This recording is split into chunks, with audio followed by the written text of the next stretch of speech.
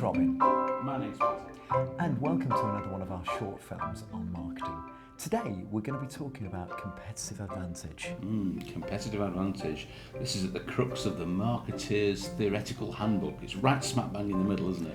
So it's whereby one organisation tries to outperform its competitors.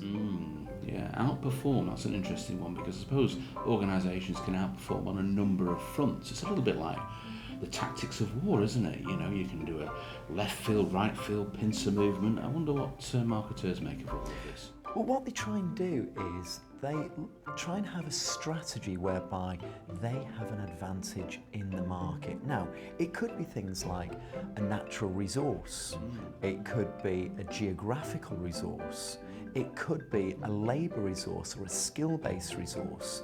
So one of the things that a lot of companies do is they look at what strategy they wish to adopt.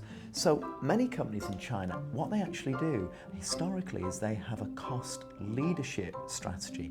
So they produce products for many different companies around the world because they can produce them cheaper in China than they could do, say, in Europe. By using mass production, mass purchasing, and also having the resources on their doorstep, which means that people in other countries around the world are unable to compete with them because they just have not got those resources available to them.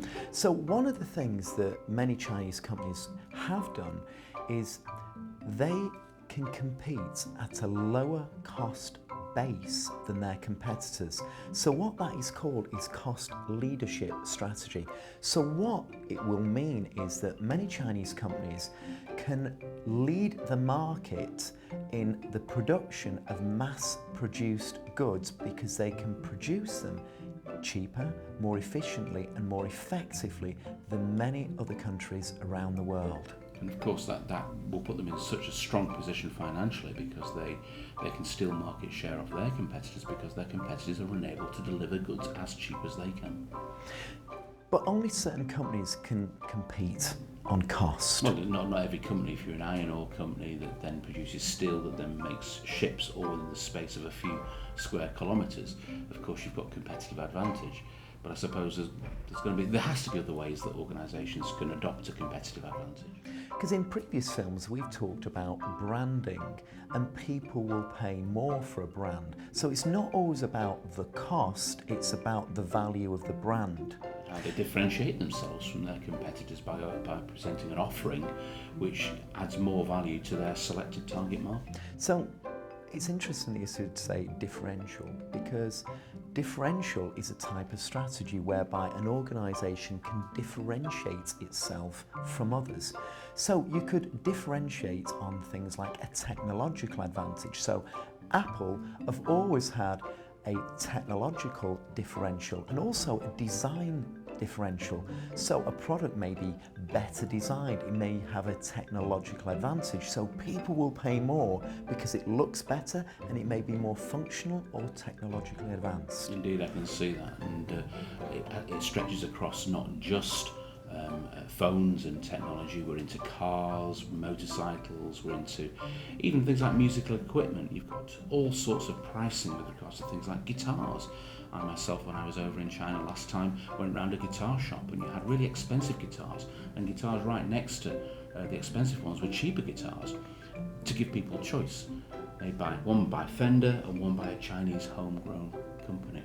And I think this is a really important part of marketers' toolkit of knowledge, skills and kind of appropriate use of strategy out there to understand, do we lead purely on cost or do we differentiate? Do we really offer the consumer something that separates it from all the other offerings that are out there? I guess a lot of people actually want to have, certainly within their range of choice as consumers, to make the choice of, do I want the most technological advance? Do I want something that is the most beautiful? So you may go, ooh, there is no reason why anybody should want a Ferrari. It only has 2 seats and it goes from one place to another. But the differential that they have, it's technologically advanced, it's beautiful, it's well designed. So that is a differential strategy. So we have a point of difference. Yeah.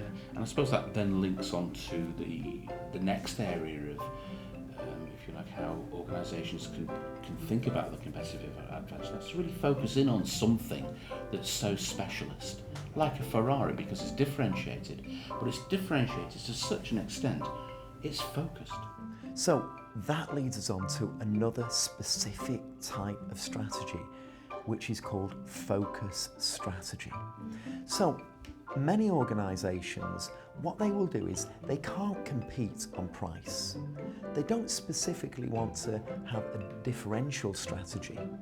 What they want to do is focus specifically on a key market. And you can see that quite often within the automotive market, whereby you have people like Aston Martin, whereby their focus is uber high performance vehicles. That is what they do. You could argue that Range Rover, they have a focus strategy to produce highly luxurious sports utility vehicles at the top end of the price market. And Harley Davidson.